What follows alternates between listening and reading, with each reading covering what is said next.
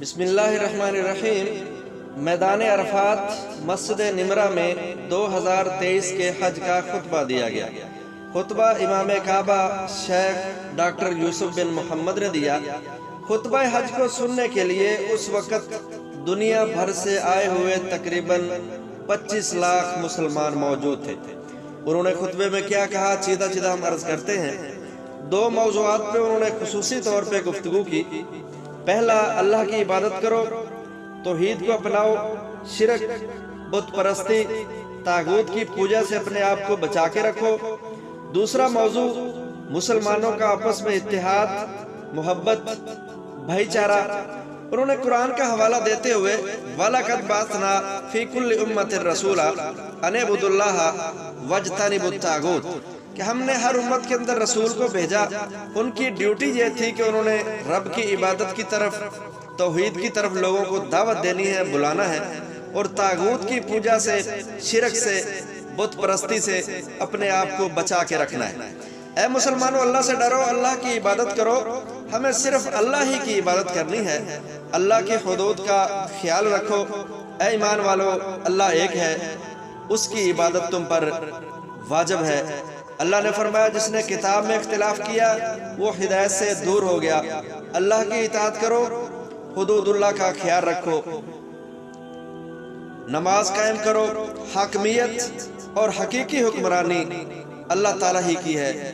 دوسرا موضوع انہوں نے قرآن کی آیت کریمہ سے شروع کیا، وَاعْتَصِمُوا بِحَبْلِ اللَّهِ جَمِيعًا وَلَا تَفَرَّقُوا کہ اللہ کی رسی کو مضبوطی کے ساتھ تھام لو اور فرقہ بندیاں، گروہ بندیوں سے اپنے آپ کو بچا کے رکھو۔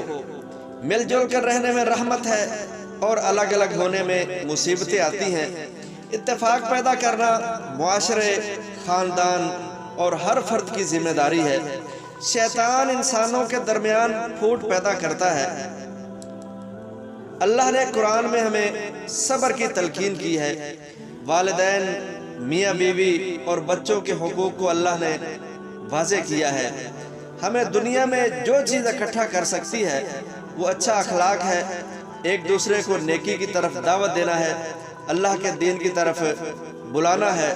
پھر انہوں نے نبی مکرم صلی اللہ علیہ وسلم کا جو آخری خطبہ حجۃ الوداع کے موقع پہ دیا گیا تھا اس کا حوالہ بھی دیا، حدیث مبارکہ پیش کی، یا ایھا الناس ان ربکم واحد ان اباکم واحد ان دینکم واحد لا فضل لعربی علی اعجمی کہ اے لوگو، تمہارا رب بھی ایک ہے، تمہارا باپ بھی ایک ہے، تمہارا دین بھی ایک ہے۔ کسی عربی کو عجمی پر کوئی فوقیت نہیں، اور نہ ہی کسی عجمی کو عربی پر فوقیت حاصل ہے، نہ ہی کسی گورے کو کالے پر ہے، اور نہ ہی کسی کالے کو گورے پر فوقیت حاصل ہے۔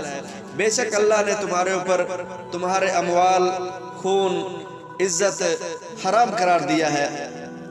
ایک اور حدیث مبارکہ انہوں نے بیان کی، المسلم اخو المسلم کہ مسلمان کا بھائی ہے۔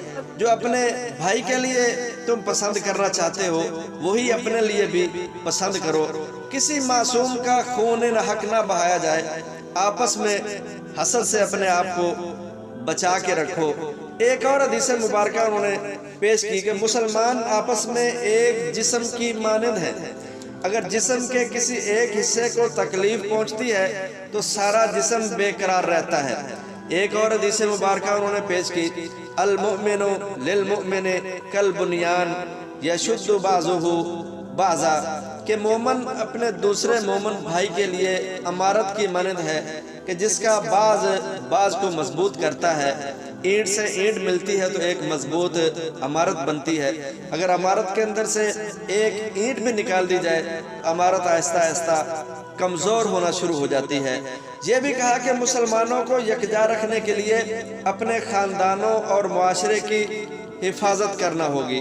یہ وہ چند نکات تھے جو انہوں نے اپنے خطبے کے اندر بیان کیے، سیدھا ہم نے آپ کے سامنے رکھے۔ اللہ تعالیٰ ہمیں عمل کی توفیق دے۔